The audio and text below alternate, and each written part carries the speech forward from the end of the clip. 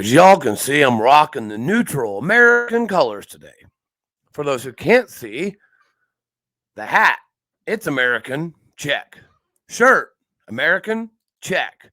Dude, American, yeah. So, heck, we might as well just go on ahead and America power our way right on through this thing, and make sure you bring your marshmallows, because we do have a little roast session at the end, which is why we're so neutral. You are Locked On Oklahoma State, your daily podcast on the Oklahoma State Cowboys, part of the Locked On Podcast Network, your team every day.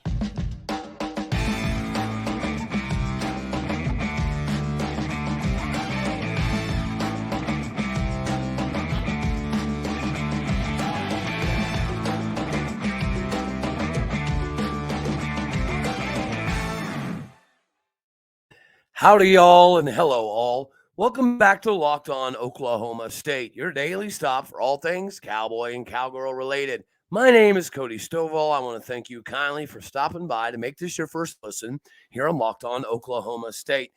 I'm available on Twitter at AllDayOState. We're available on all of your podcasting platforms as well as YouTube. Today, we're partially brought to you by FanDuel. If you have the extra ability to maneuver some monies around, FanDuel is definitely the route to go, and they're the sportsbook official betting partner of the NFL. But what about if you don't? Well, we're going to cover that. We've got some announcements at the end of the show on some new guests that are about to be appearing, as well as the baby roast session. For those who stick around to the end, you're going to enjoy this one. So what about those guys? What about those people, those families that don't have the extra willy-nilly ability to just show up and show out any other given game day? What about those? What about those people? Do those people mean less as a fan? Is there a posse points ranking system for how important of a fan you are?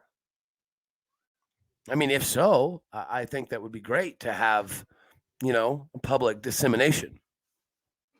But if not, then can somebody explain the prices to me and Gallagher-Iba? And yes, I have seen some of the tweets that there is a $10 section. I get it. I'm tracking. But if the women's basketball team, who is arguably hotter than the men's, maybe not hotter, but, well, you know what? Actually, they're pretty close. The women's team was picked 9th in the Big 12. The men's team was picked 5th. So I guess, you could say that we're finally starting to live up to expectations. That's fair. While women's is massively exceeding them. Also fair. Okay, so you can say both things. But the women's basketball squad is doing an incentive right now where you can get into the game for dollars. Now, do I think that's a great idea for men's basketball? Maybe not dollars, but essentially yes. And again, I get the $10 section, but we've had 9,500 fans. We've had 9,800 fans. We've had 10,800 fans. Pretty good. Pretty daggone good, especially what it's been recently, recent memory, right? We know that is, those are good numbers. We know it could be better. We know it should be better. We know it has been better. So for the women's basketball team, we can put an incentive in place to do what? To put all capable butts in the seats. Yeah, men's basketball has Texas Tech coming up tomorrow. A chance to win. It'll be 7 of our last 8 and be 5 in a row. And you're seeing nothing. And the reason that I'm having this is because I have come on this program and done what? Call the fans out for not putting their butts in the seats enough. But as you're seeing with 9,000, 10,000, people do want to be there. They definitely want to be inside Gallagher-Iba Arena. But if it's not financially advantageous for them to do so, why do we just squeeze those fans out of the equation? Does everybody who already attends the games have ESPN Plus? Probably. Do you think the overwhelming majority of the fan base that is not attending also has ESPN Plus? Probably not. So you're missing out on viewership. You're missing out on fans. You're missing out on experience. For what? Like, are we making the hand over fist at the expense of what's best for the student athletes? I get you got to turn the lights on and you got to pay the facilities, and I understand all of that. But we always talk about how football drives everything, right? And that's true. Even at Duke, no matter how good you are at basketball, there's still a driving force due to some of the finances. So to pretend that having a few games where we sell $10 tickets all the way around, or even better yet, in baseball, you can typically walk into a baseball stadium after the sixth inning, right, for free, at least Oklahoma State. Why can we not do the same thing for basketball? You know, I guess the argument could be made is if we did that, then people would just wait till the last 5 minutes of the game to show up. I don't see that as a viable argument. You could argue it. Doesn't necessarily, mean that it holds a whole lot of weight. But, who knows? I'm just trying to spitball here, guys. Because clearly, based off of the information I've been given over and over again, it's not just on the fans. I know of several people that would gladly come to Oklahoma State basketball game, but they can't afford to do that, plus this, plus kids, plus gas, plus rent, plus. Okay, so if you're two plus, you don't get to be a fan of the game tonight. I hate that mentality. I'm old school, like super old school. I'm still the guy that can listen to the game. I don't have to watch nothing. And I get most people are not that way, right? So if it's not visual, then you're probably not going to go searching extra hard for it. So who loses in this equation? Caleb Boone, Mike Boynton, Caleb Asbury, Musa Cisse, Avery Anderson. Who loses in this scenario where we hold on to money? God forbid we relinquish that money, honey. So we could make sure we leave 3,000, 4,000 seats empty. Because those make you a lot of money. Yeah, those empty seats. Whew. Hand over fist, rolling in the dough, baby. Speaking of rolling in the dough, hand over fist, if you are in that department and you know how FanDuel, right, is really the next player in the game, use FanDuel, right? Get yourself some Built Bar. You guys, I see. I don't know. I try to keep you on your toes occasionally. I don't know if you saw that one coming, but you guys already know. So cool thing about Built Bar, I've actually now had people send me messages, DMs and stuff about Built Bar. And so clearly, right, some of you guys are going out there and purchasing, and you're giving me real live, real world, instantaneous updates on what's happening. I greatly appreciate. But you already know the drill, guys. If it's running out that fast that you've gone to Walmart and you've gone to Sam's Club and all they have is churro, then, right, beat down your local Walmart and Sam's guy and figure out when they're getting their shipment in and make sure you're there a little bit quicker. So you guys already know Built Bar. It is the best protein bar in the country, in the world, ever, because it legitimately tastes like a candy bar. And if you are questioning how they do it, not only do they cover it 100% real chocolate, but it's also only got 130 calories, 4 grams of sugar, and 17 grams of protein. So if you want something that tastes good, like maybe not like cardboard, but also be good for you, do yourself a favor. Run to Walmart today. Go to the pharmacy section. Grab yourself a box of Built Bars. You can typically pick up a 4-bar box of cookies and cream, double chocolate, or coconut puff. Or if you're closer to a Sam's Club, run over there, grab yourself a 13-par box, and they also have potentially brownie, batter, and churro flavors as well. So again, obviously this stuff is going fairly quickly. So get to your local Walmart and see what you can do about getting front of the line, and then you can thank me later. All right. So yeah, guys, the financial constraints that we appear to have, it's a frustration. It's a frustration to the part of the fan base that is probably more connected. Maybe not more connected internally, but they give a crap more. You know, I know what it's like to try to juggle a multitude of things and then also be able to do what you love. And a lot of times you have to sacrifice what you love doing to make sure everything continues to operate freely. I get it. But we cannot expect our fan base to continue to grow.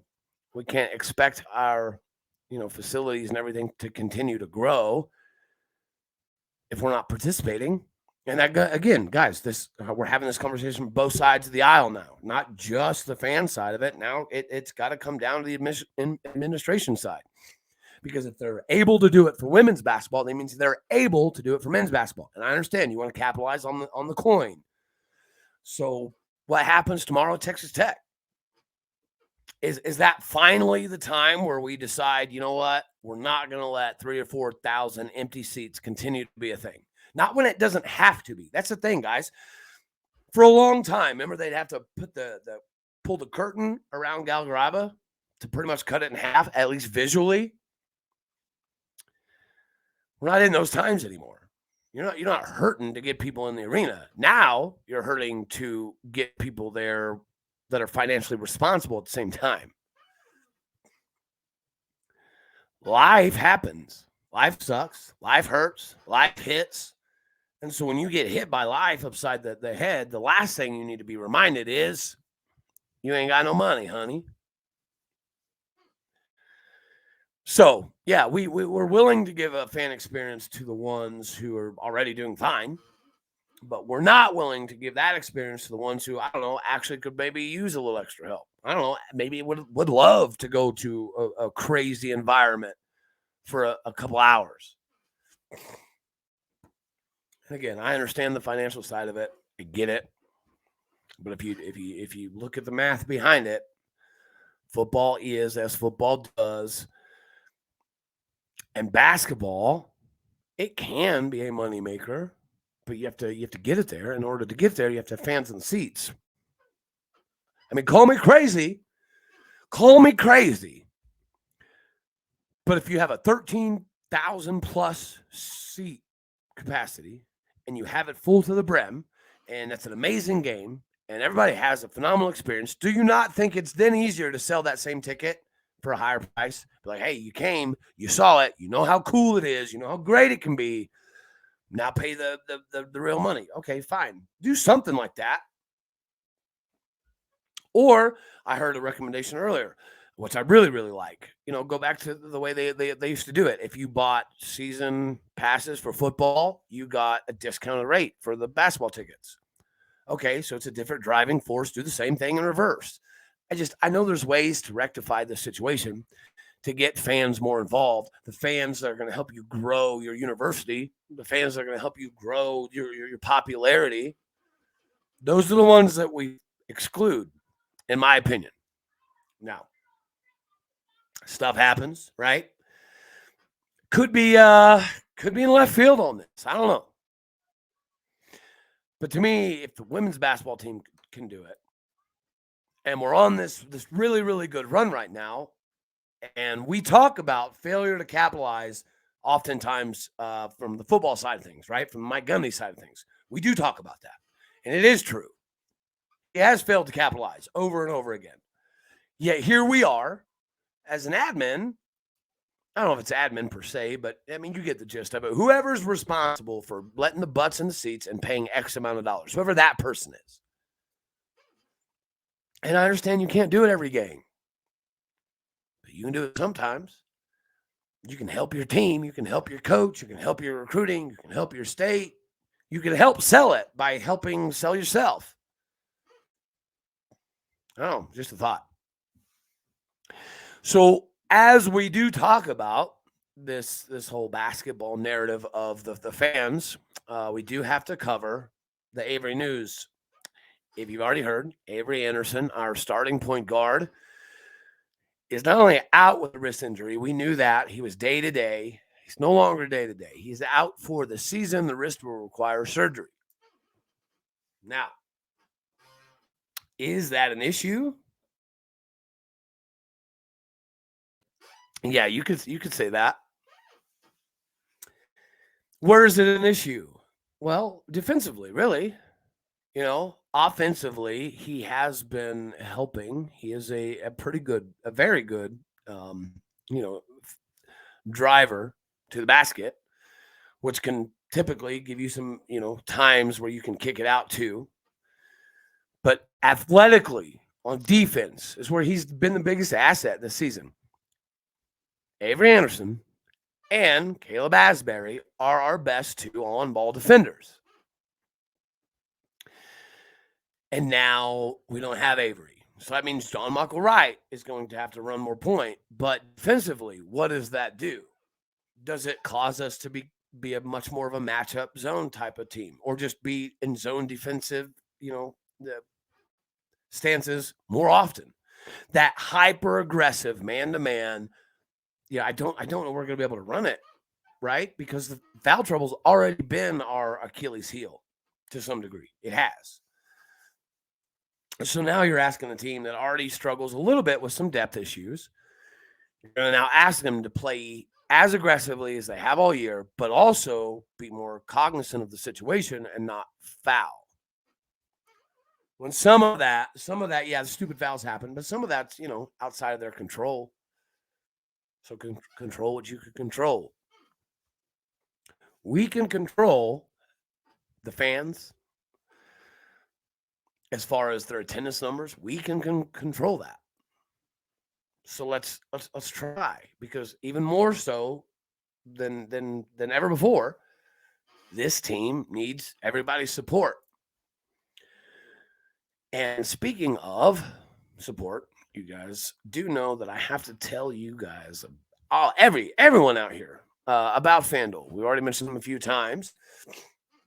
You already know that we're very, very, very excited to have them as our new sports betting partner. We have so many great features that make betting fun, sports easy, really. It's the only app you're going to need for a Super Bowl, because it is America's #1 sports book. Download FanDuel now so you can bet on Super Bowl 57 with the no-sweat first bet. You get up to $3,000 back in bonus bets if your first bet doesn't win. FanDuel lets you bet on everything from money lines, point spreads, and who even scored the next touchdown. The FanDuel Sportsbook app is safe, secure, and super easy to use. Best of all, you can get paid on your winnings instantly. So, do yourself a favor. Go to FanDuel.com/lockedon to claim your no-sweat first bet on Super Bowl 57.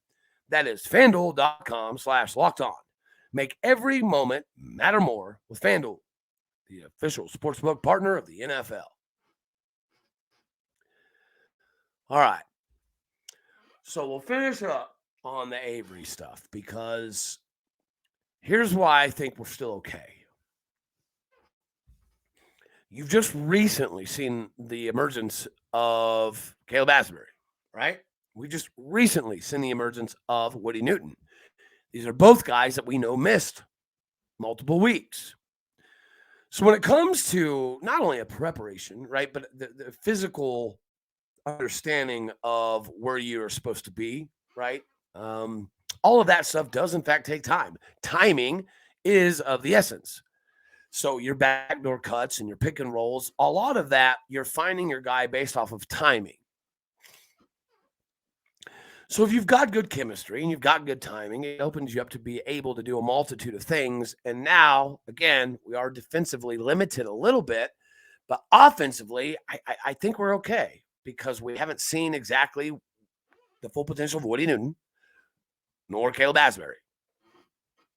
So we know there's still some areas that we can get better. There's some areas that we have room for improvement. And Moussa Cisse still maybe 90%, maybe. And now Caleb has a little bit of a thing from this last game, but it's nothing major whatsoever. It probably won't even really bother him that much. But, little bumps and bruises and banged around. It is what it is. It's that time of year. So I think that we should, still have a very positive outlook because John Michael Wright has proven he could be a true facilitator when need be. Again, Caleb Asbury's coming on. Woody Newton's coming on. Musa Cisse's getting healthier. Caleb Boone's been an absolute animal. He's easily the team MVP of the season thus far. I'm so happy to see him finally, get all the love and accolades that he deserves. Hopefully we get this dub regardless of what the crowd is. But of course, I'm jealous. I want to see a 13,000 plus crowd because I know what it does. I know what it does to people. I know what it does to the atmosphere. I know what it does to the other team. And we've still got a lot of people that haven't experienced that. And instead of putting it all on the fans, clearly they're willing. Now the onus has got to shift a little bit to the other side of the coin, which is going to be clearly the admin side of it. Because, again, if we've done it in women's basketball, we've proven it can be done. Now we get to the baby roast. I had this sent to me, and I didn't really think much about it. But I'll be honest. At the first go around, I wasn't paying a lot of attention. And that's because, it's pretty small, right? I'm assuming this kid's just now starting or just now getting started and trying to get his foot in the game. So I get it, right? We're in the same boat. We just started. We're trying to get our foot in the game. So we'll throw somebody a bone and try to help people in this industry. But we'll also call a spade. And Christian Harrington from Lone Star CFB, it looks like he just started, I don't know, like yesterday or last week or something. I don't know. That very well may be the case. But here's the thing, boss man. When you're getting into this line of work and you're going to be doing this on a regular basis, it's this fun thing people do called pulling receipts. And it's going to happen on Twitter and all that, the social stuff. It's part of the gig. But if you're just saying stupid, crazy stuff for clicks, you might get them. You might get them. So maybe I can help you get a couple more clicks, because when you come on and you get in front of a mic or a phone or speaker or anything, and you start saying stuff like, well, next time you get a new uniform or a new stadium or a new pair of shoes, you should thank Texas University. You should send a letter to Texas saying, thank you. That's what should happen. I had no idea. I had no idea. I'm glad that I know now. Because, you guys are a joke. Texas football is a joke. It has been a joke for a significant amount of time now. I'm a diehard Oklahoma State fan, right? And we love beating your head against the wall every single year. So please keep it coming. And next time we get new jerseys, I don't know, because our jerseys are about to be new, right? New jerseys this year. Will somebody please make sure to send Mr. Christian Harrington all the thanks for all of our new jerseys, because apparently we have to thank Texas, the team that has been beyond irrelevant, the team that has floated around the toilet bowl for the better part of, 10, 12 years. That team. That's the team we need to thank for anything we get. Because by golly, they're still in the conference, and we should be thankful. Yeah, that's not exactly how this is going there, champ. It's a money issue, buddy. Our money's fine. We're okay. Iowa State's okay. K-State's okay. Heck, I think you could argue that UCF, Cincinnati, BYU, and Houston might even be okay. But what are you winning at? building buildings. That's true. You do build some pretty cool looking stuff. Yeah, I love it. I love how much you build.